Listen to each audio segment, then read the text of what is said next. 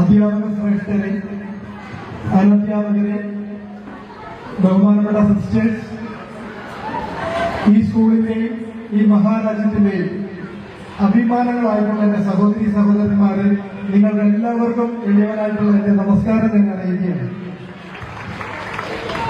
വളരെയധികം സന്തോഷത്തോടു കൂടിയാണ് സെന്റ് മേരീസ് സ്കൂളിന്റെ 28ാമത് വാർഷികത്തിൽ ഞാനിവിടെ നിൽക്കുന്നത്. കുറച്ചു നാളുകൾക്ക് മുമ്പ് പ്രിയപ്പെട്ട ജെൻസി സിസ്റ്റർ എന്നെ ഈ സ്കൂളിലേക്ക് പലതവണ വാർഷികത്തിന് വേണ്ടിയിട്ട് വിളിച്ചിരുന്നുവെങ്കിലും ഞാനൊരു കായിക താരമായതുകൊണ്ട് പലപ്പോഴും സംസ്ഥാനത്തിന് പുറത്തും രാജ്യത്തിന് പുറത്തുമൊക്കെ രാജ്യത്തിന് വേണ്ടിയിട്ട് മത്സരിക്കാൻ പോയിരിക്കുന്നത് കൊണ്ട് എനിക്ക് ഈ സ്കൂളിലേക്ക് വരാനായിട്ട് സാധിച്ചില്ല. പക്ഷേ ഈ സ്കൂളിന്റെ മാനേജ്മെന്റിന് വളരെ കൃത്യമായിട്ട് ഇവിടുത്തെ കുഞ്ഞുങ്ങളെ വളർത്തിക്കൊണ്ട് വരുവാനായിട്ട് നല്ലൊരു പദ്ധതിയുണ്ട്. ആ പദ്ധതിയുടെ ഭാഗമായിട്ട് ഏറ്റവും നല്ല പ്രചോദനാത്മകമായിട്ടുള്ള വ്യക്തികളെ കൊണ്ടുവന്ന് ഇവിടെ വാർഷിക ദിനത്തിലും മറ്റു പ്രോഗ്രാമുകളിലും സംഘടിപ്പിക്കണമെന്ന് നിർബന്ധമുള്ളതുകൊണ്ട് പ്രിയപ്പെട്ട ജെൻസി സിസ്റ്ററും സുപ്പീരിയേഴ്സും ഒക്കെ കുറെ നാളുകളായിട്ട് എന്നെ വിളിച്ചുകൊണ്ടിരിക്കുകയാണ്. അപ്പോ എന്നെ സംബന്ധിച്ചിടത്തോളം വളരെ തിരക്കുണ്ട്. പക്ഷെ നിങ്ങൾക്കറിയാമോ, ഞാനിനി ഈ വാർഷികത്തിൽ പങ്കെടുക്കാൻ വേണ്ടിയിട്ട് ഇന്ന് വെളുപ്പിന് 2:15 തൊട്ട് ആ കിടക്കുന്ന ജീപ്പ് ഇങ്ങോട്ടേക്ക് ഓടിച്ചുകൊണ്ടിരിക്കുകയാണ്. ഏകദേശം 10 മണിക്കൂറോളം ഓടിച്ചിട്ടാണ് ഞാനിന്ന് ഇവിടെ നിൽക്കുന്നത്. ഇതിനു മുമ്പുള്ള ദിവസങ്ങളിലൊക്കെ വളരെ തിരക്കായിരുന്നു, രാത്രി ഉറങ്ങിയിട്ടില്ല. പക്ഷെ എനിക്കിവിടെ വരാനായിട്ട് പ്രത്യേക സന്തോഷമുണ്ട്. പ്രത്യേകിച്ച് മാനേജ്മെന്റിനോടും ഇവിടുത്തെ മാതാപിതാക്കളോടും ടീച്ചേഴ്സിനോടും നമ്മുടെ രാജ്യത്തിന്റെ അഭിമാനങ്ങളായിട്ടുള്ള ഈ കുഞ്ഞു മിടുക്കരോടുമൊക്കെ എന്റെ ജീവിതാനുഭവങ്ങൾ പറയുവാൻ വേണ്ടിയിട്ടാണ് ഞാൻ ഇങ്ങോട്ട് എത്തിയിരിക്കുന്നത്, അല്ലെങ്കിൽ എന്നെ ഇങ്ങോട്ടേക്ക് ക്ഷണിച്ചിരിക്കുന്നത്. പ്രിയപ്പെട്ടവരെ, ഒരു ഉട്ടോപ്യൻ ചിന്താഗതിയും ഞാൻ ഇന്ന് ഈ ഉദ്ഘാടന വേളയിൽ നിങ്ങളോട് ഷെയർ ചെയ്യില്ല. പക്ഷേ നിങ്ങൾ എന്നെ നോക്കുക, ഞാൻ ഇങ്ങോട്ട് വന്നത് ഇങ്ങനെ കൈകുത്തി ചാടിയാണ്. ഇങ്ങനെ കൈകുത്തി ചാടി വേണം എനിക്ക് നടക്കാനായിട്ട്. എന്നെ കേട്ടുകൊണ്ടിരിക്കുന്ന നിങ്ങൾ ഓരോരുത്തരും എത്രമാത്രം അനുഗ്രഹീതരാണ്, ഭാഗ്യവാന്മാരും ഭാഗ്യവതികളാണ് എന്നുള്ളത് ഒരു നിമിഷം നിങ്ങൾ ചിന്തിക്കണം. നിങ്ങൾ വീട്ടിൽ നിന്ന് ഇറങ്ങിയിട്ട് ഈ ഒരു സ്കൂളിലേക്ക്, ഈ ചടങ്ങിലേക്ക് എന്നെ പോലെ കൈകുത്തി ചാടിയാണ് വരുന്നത് എങ്കിൽ എന്തായിരിക്കും നിങ്ങളുടെ മനോഭാവം എന്ന് ഒരു നിമിഷം നിങ്ങൾ ചിന്തിക്കണം. അത് വളരെ ബുദ്ധിമുട്ടുള്ള കാര്യമായിരിക്കും. എന്നെ പോലെ ഇത്രയും സന്തോഷവാനായിട്ട് വീട്ടിൽ നിന്ന് ഇറങ്ങി കൈകുത്തി ചാടി ഇവിടെ വന്നിരിക്കുന്ന അവസരത്തില് നിങ്ങളുടെ മുഖത്ത് ഇത്രയും സന്തോഷം ഒരുപക്ഷെ ഉണ്ടായെന്ന് വരില്ല. അപ്പോ നിങ്ങൾ എന്നെക്കാളും എന്തുമാത്രം ഫാർ ഫാർ ബെറ്റർ ആയിട്ടുള്ള ആളുകളാണ്, അല്ലെങ്കിൽ ദൈവം നിങ്ങളെ എന്തുമാത്രം അനുഗ്രഹിച്ചാണ് ഈ ലോകത്തിലേക്ക് വിട്ടിരിക്കുന്നത് എന്ന് നിങ്ങൾ ഒരു നിമിഷം ചിന്തിക്കണം. ശാരീരികമായിട്ടുള്ള പരിമിതികൾ വളരെയധികമുള്ള ഒത്തിരി ആളുകൾ നമ്മുടെ സമൂഹത്തിൽ ജീവിക്കുന്നുണ്ട്. അവരെയൊക്കെ വെച്ച് നമ്മളുടെ ജീവിതം ഒന്ന് താരതമ്യം ചെയ്യാനായിട്ട് പരിശ്രമിച്ചു കഴിഞ്ഞാൽ ഒരുപക്ഷെ നമ്മുടെയൊക്കെ പല പ്രശ്നങ്ങളും ഒരു നിമിഷത്തിൽ തന്നെ അലിഞ്ഞ് ഇല്ലാതാകും എന്നുള്ളതാണ് യാഥാർത്ഥ്യം, അല്ലേ? നമ്മൾക്കുള്ള അനുഗ്രഹങ്ങളെ കുറിച്ച് നമ്മൾ ഒരിക്കലും ചിന്തിക്കാറില്ല. മറിച്ച് നമ്മൾ എപ്പോഴും ചിന്തിച്ചുകൊണ്ടിരിക്കുന്നത് നമ്മളുടെ ഇല്ലായ്മകളിലേക്കും വല്ലായ്മകളിലേക്കും വിഷമങ്ങളിലേക്കും ബുദ്ധിമുട്ടുകളിലേക്കുമാണ് നമ്മളുടെ ചിന്തയെ നമ്മൾ കൊണ്ടുപോകുന്നത്. അങ്ങനെ കൊണ്ടുപോയി കഴിഞ്ഞു കഴിഞ്ഞാൽ പ്രിയപ്പെട്ടവരെ, നമ്മൾക്ക് വിജയിക്കാൻ സാധിക്കുകയാണ്, മറ്റുള്ളവരുടെ ജീവിതങ്ങളെ വിജയിപ്പിക്കാൻ സാധിക്കുകയാണ്.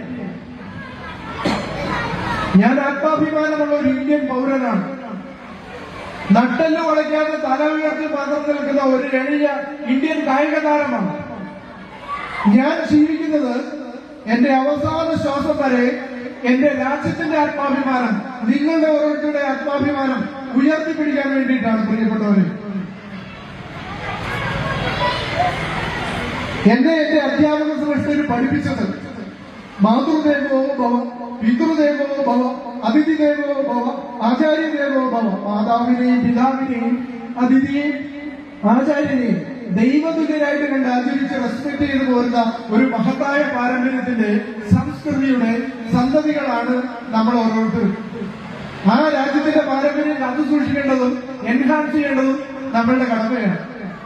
ഏത് കോൺഗ്രസിൽ വിശ്വസിക്കുന്നവരാണെങ്കിലും, അത് ഹൈന്ദവ കോൺഗ്രസിലാണെങ്കിലും ഇസ്ലാമിക് കോൺഗ്രസിലാണെങ്കിലും ക്രിസ്ത്യൻ കോൺഗ്രസിലാണെങ്കിലും, ഭാരത ജനതയായിട്ടുള്ള നമ്മൾ ഓരോരുത്തരും ദൈവത്തോട് പ്രാർത്ഥിക്കുന്നത് എനിക്കും എന്റെ കുടുംബത്തിനും മാത്രം സുഖവും സന്തോഷവും പ്രദാനം ചെയ്യണമേ എന്നല്ല, മറിച്ച് ലോകത്തിലെ സർവ്വചരാചരങ്ങൾക്കും സുഖവും സന്തോഷവും പ്രദാനം ചെയ്യണമേ ഈശ്വര എന്ന് തന്നെയാണ് വ്യത്യസ്തമായിട്ടുള്ള കോൺടെസ്റ്റുകളിൽ നിന്ന് നമ്മൾ ദൈവത്തോട് പ്രാർത്ഥിക്കുന്നത്. ആ വിശാലമായിട്ടുള്ള പ്രാർത്ഥന നമ്മളുടെ കർമ്മമണ്ഡലങ്ങളിലേക്ക് എത്തിക്കാൻ സാധിച്ചു കഴിഞ്ഞാൽ നമ്മൾക്ക് വിജയിക്കാം, മറ്റുള്ളവരുടെ ജീവിതങ്ങളെ നമുക്ക് വിജയിപ്പിക്കാം. പ്രിയപ്പെട്ടവരെ, ഞാൻ ജനിച്ചത് പാലായിക്കടുത്ത് കോട്ടയം ജില്ലയില് അടുക്കം എന്ന് പറയുന്ന നിങ്ങൾ ആരും കേട്ടിട്ടില്ലാത്ത ഒരു ഗ്രാമത്തിലാണ്. അടുക്കം എന്ന് പറയുന്ന ഗ്രാമത്തെ കുറിച്ച് ഒരുപക്ഷെ നിങ്ങൾ ആദ്യമായിട്ടായിരിക്കും അങ്ങനെ ഒരു സ്ഥലപ്പേര് കേൾക്കുക. ആ ഗ്രാമത്തിലാണ് ഞാൻ ജനിച്ചത്. പിന്നെ ഞാൻ ജനിക്കുമ്പോ എല്ലാവർക്കും സന്തോഷമുള്ള ഒരു ദിവസമായിരുന്നു. എന്താ കാര്യം എന്ന് ചോദിച്ചു കഴിഞ്ഞാല് അന്ന് പാലാപ്പള്ളി പെരുന്നാളായിരുന്നു. അല്ലെങ്കിൽ പെരുന്നാളുകൾ വരിക, തിരുനാളുകൾ വരിക, ഉത്സവങ്ങൾ വരിക എന്നൊക്കെ പറയുന്നത് നമ്മൾക്ക് എല്ലാവർക്കും സ്വന്തം ഭവനങ്ങളിലേക്ക് എത്തിച്ചേരുകയും ആഹ്ലാദിക്കുകയും ചെയ്യുന്ന നല്ല നിമിഷങ്ങളാണ്. ആ നിമിഷങ്ങളില് നമ്മുടെ കുടുംബത്തിൽ ഒരു ഉണ്ണി പിറക്കുകയാണെങ്കിൽ ആ സന്തോഷം ഇരട്ടിയാണ്. അങ്ങനെയാണ് സാധാരണഗതിയിൽ. പക്ഷെ എന്റെ കാര്യത്തിൽ നേരെ തിരിച്ചായിരുന്നു. പാലാപ്പള്ളി പെരുന്നാളിന്റെ എല്ലാ സന്തോഷവും വളഞ്ഞു പൊളിച്ചുകൊണ്ടാണ് 1976 ഡിസംബർ 8-ാം തീയതി ഞാൻ പാലായിൽ ജനിച്ചത്. എന്റെ മാതാപിതാക്കളുടെ ആദ്യത്തെ കുഞ്ഞാണ്. ഒരു കുഞ്ഞെന്ന് പറയുന്നത് മാതാപിതാക്കളുടെ ഏറ്റവും വലിയ സ്വപ്നമാണ്. ആദ്യത്തെ കുട്ടിയാവുമ്പോൾ അതിന്റെ മധുരം എന്ന് പറയുന്നത് വളരെ വലുതാണ്. പക്ഷേ ഞാൻ ജനിച്ച് എന്നെ എടുത്തിട്ട് സിസ്റ്റേഴ്സ് എന്റെ അമ്മയെ കാണിക്കാൻ വേണ്ടിയിട്ട് വാക്കുകൾക്ക് വേണ്ടിയിട്ട് വിഷമിച്ചു എന്നാണ് പറഞ്ഞു കേട്ടത്. എന്നെ ആദ്യമായിട്ട് കണ്ടു കഴിഞ്ഞപ്പോൾ എന്റെ അമ്മ വാവിട്ട് നിലവിളിക്കുകയായിരുന്നു ചെയ്തത്. ആ ഹോസ്പിറ്റലിൽ മുഴുവൻ നടക്കുന്ന അത്രയും ഉത്സവത്തിന് വാവിട്ട് നിലവിളിക്കുകയായിരുന്നു ചെയ്തത്. നിങ്ങളൊന്ന് ചിന്തിച്ചു നോക്കുക. മാതാപിതാക്കളായിട്ടുള്ള നിങ്ങൾക്ക് കുഞ്ഞുങ്ങളുണ്ട്. നിങ്ങളുടെ കുഞ്ഞുങ്ങൾക്ക് ഉണ്ടായപ്പോ ഏതെങ്കിലും തരത്തിലൊരു ശാരീരികമായിട്ട് വൈകല്യം കുറവുണ്ടായിരുന്നെങ്കിൽ നിങ്ങൾക്കത് ഒരിക്കലും ഉൾക്കൊള്ളാൻ പറ്റുകയില്ലായിരുന്നു. ഒരിക്കലും അത് ഉൾക്കൊള്ളാൻ പറ്റില്ല. ഒരു അമ്മയെ സംബന്ധിച്ചിടത്തോളം, ഒരു പിതാവിനെ സംബന്ധിച്ചിടത്തോളം തന്റെ കുഞ്ഞിന് ഒരു കുറവും ഉണ്ടാവരുതേ എന്ന് പ്രാർത്ഥിച്ചിട്ടാണ് ഓരോ നിമിഷവും മുന്നോട്ട് പോയിക്കൊണ്ടിരിക്കുന്നത്. ഇപ്പൊ രണ്ട് കാലുകളും ഇല്ലാതെ ഞാൻ ജനിച്ചപ്പോൾ എന്റെ അമ്മ വളരെ ഉച്ചത്തില് വാവിട്ട് നിലവിളിച്ചതിന് കാരണം മറ്റൊന്നുമല്ല, ആ മാതൃസഹജമായിട്ടുള്ള വിഷമം കൊണ്ടാണ്. നിങ്ങൾ ഓർക്കുക, ഇതേപോലെ ശാരീരികമായിട്ട് പരിമിതിയുള്ള ഒത്തിരി കുഞ്ഞുങ്ങൾ അവരുടെ മാതാപിതാക്കളും നമുക്ക് ചുറ്റും ജീവിക്കുന്നുണ്ട്. അവരെ വെച്ച് കമ്പയർ ചെയ്ത് കഴിഞ്ഞാൽ നിങ്ങളൊക്കെ ഒത്തിരി ഭാഗ്യവാന്മാരും ഭാഗ്യവതികളുമാണ് എന്ന് പറയും. എന്നെയും എടുത്തുകൊണ്ട് കിലോമീറ്ററുകൾ നടന്ന്, വഴിയില്ലാത്ത സ്ഥലത്തു കൂടി നടന്ന് വേണം അടുക്കം ബസ് സ്റ്റോപ്പിൽ എത്താനായിട്ട്. അങ്ങനെ എല്ലാ മാതാപിതാക്കളുടെയും ഏറ്റവും വലിയ ആഗ്രഹം എന്ന് പറയുന്നത് അവനവന്റെ കുഞ്ഞുങ്ങളെ സ്കൂളിൽ വിട്ട് പഠിപ്പിക്കുക എന്നുള്ളതാണ്. എന്റെ അമ്മ എന്നെയും എടുത്തുകൊണ്ട് കിലോമീറ്ററുകൾ നടന്ന് ഏറ്റവും അടുത്തുള്ള ഒരു മാനേജ്മെന്റ് സ്കൂളിൽ ചെന്നിട്ട് ഒരേ ഒരു കാര്യമേ പറഞ്ഞുള്ളൂ, എന്റെ മോനെ ഈ സ്കൂളിൽ 1-ാം ക്ലാസ്സിൽ ചേർക്കണം. അതായിരുന്നു എന്റെ അമ്മയുടെ ആഗ്രഹം. ആ മാനേജ്മെന്റ് മുഴുവൻ കൂടി ആലോചിച്ചിട്ട് പറഞ്ഞത് എന്താണെന്ന് അറിയാമോ? സിവിയർ ഡിസബിലിറ്റി ഉള്ള കുഞ്ഞാണ്, ഒത്തിരി വൈകല്യമുള്ള കുട്ടിയാണ്, ഈ കുഞ്ഞിനെ ഈ സ്കൂളിൽ എടുക്കാൻ പറ്റുമെന്ന് പറഞ്ഞു. അറിയുന്നവരുടെയും ബന്ധുക്കൾ ജനങ്ങളായിട്ട് പഠിപ്പിക്കുന്നവരുടെയൊക്കെ കയ്യെ കാലെ പിടിച്ച് എന്റെ അമ്മ അവരോട് ചോദിച്ചു, എങ്ങനെയെങ്കിലും എന്റെ മോനെ ഈ സ്കൂളിൽ 1-ാം ക്ലാസ്സിൽ ചേർക്കണം. പക്ഷെ അവരെല്ലാം വീണ്ടും കൂടി ആലോചിച്ചിട്ട് പറഞ്ഞു, യാതൊരു കാരണവശാലും ഈ കുഞ്ഞിനെ ഈ സ്കൂളിൽ എടുക്കാൻ പറ്റുമല്ല എന്ന് പറഞ്ഞു. നിങ്ങൾക്കറിയാമോ, എന്നോട് എന്റെ അമ്മ പറഞ്ഞത്, ആ സ്കൂൾ പിന്നീട് ഒരിക്കലും ഞാൻ ആ സ്കൂളിൽ പഠിച്ചില്ല. ആ സ്കൂൾ മുറ്റത്ത് നിന്ന് എന്നെയും എടുത്തു പിടിച്ചുകൊണ്ട്, എന്റെ അനുജത്തെയും കൈക്ക് പിടിച്ചു നിന്നുകൊണ്ട് ആ സ്കൂൾ മുറ്റത്ത് നിന്ന് എന്തു ചെയ്യണമെന്ന് അറിയത്തില്ലാതെ ഒരുപാട് കരഞ്ഞു എന്നാണ് എന്റെ അമ്മ എന്നോട് പറഞ്ഞത്. പിന്നീട് ഒരിക്കലും ഞാൻ ആ സ്കൂളിൽ പഠിച്ചില്ല, ശാരീരികമായിട്ടുള്ള പരിമിതി കാരണം. എന്നെ കുറിച്ച് 5ാം ക്ലാസ്സിലും 7ാം ക്ലാസ്സിലും 9ാം ക്ലാസ്സിലും സ്റ്റേറ്റ് സിലബസിലും CBSE സിലബസിലും എന്നെ കുറിച്ച് ഒരു അധ്യായം പഠിപ്പിക്കാനുണ്ട് എന്നുള്ളതാണ് ഏറ്റവും വലിയ യാഥാർത്ഥ്യം.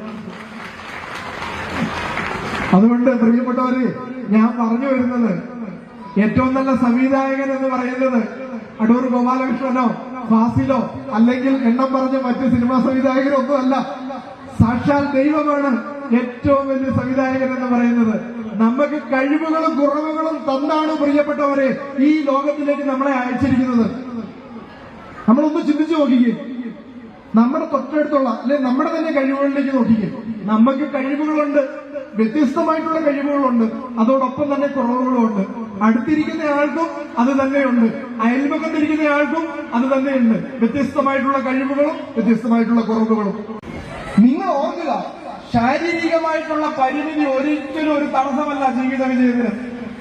നിങ്ങൾ എന്തുമാത്രം അനുഗ്രഹീതരാണ് എന്ന് എന്നും നിങ്ങൾ ഓർക്കണം. അതിനു വേണ്ടിയിട്ടാണ് ഞാനിത് എടുത്തെടുത്ത് പറയുന്നത്. ഇതത്ര നിസ്സാരമായിട്ടുള്ള കാര്യമല്ല.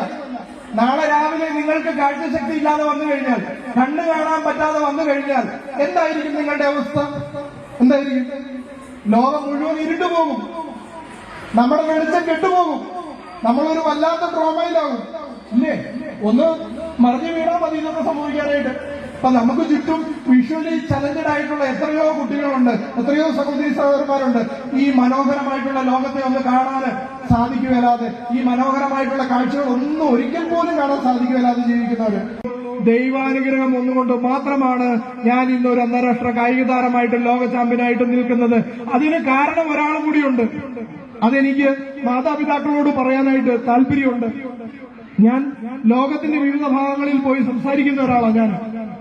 ആ സംസാരമൊക്കെ കഴിയുമ്പോൾ എന്നോട് എല്ലാവരും ചോദിക്കുന്ന ഒരു ചോദ്യമുണ്ട്, ജോബി, നിങ്ങളുടെ റോൾ മോഡൽ ആരാ എന്ന് ചോദിക്കും. അറിയാനുള്ള ആഗ്രഹമുണ്ട്.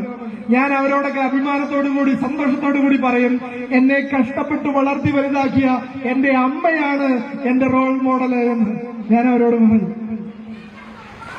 എന്താ കാര്യം എന്നറിയാമോ? 2 കാലുകൾ ഇല്ലാതിരുന്നിട്ടും എന്നെ എടുത്തുകൊണ്ട് പോകുമ്പോ എന്റെ അമ്മ എന്നോട് പറഞ്ഞു തന്നത് ഇത്രയേ ഉള്ളൂ, മോനെ, നിനക്ക് കാല് മാത്രമേ ഇല്ലാത്തുള്ളൂ, വേറെ ഒരു കുറവുകളുമില്ല. ദൈവത്തിൽ വിശ്വസിച്ചുകൊണ്ട് നീ പരിശ്രമിച്ചു കഴിഞ്ഞാൽ നിനക്ക് എന്തും നേടാൻ പറ്റുമെന്ന് എന്റെ അമ്മ എന്നോട് പറഞ്ഞു വന്നിട്ടുണ്ട്.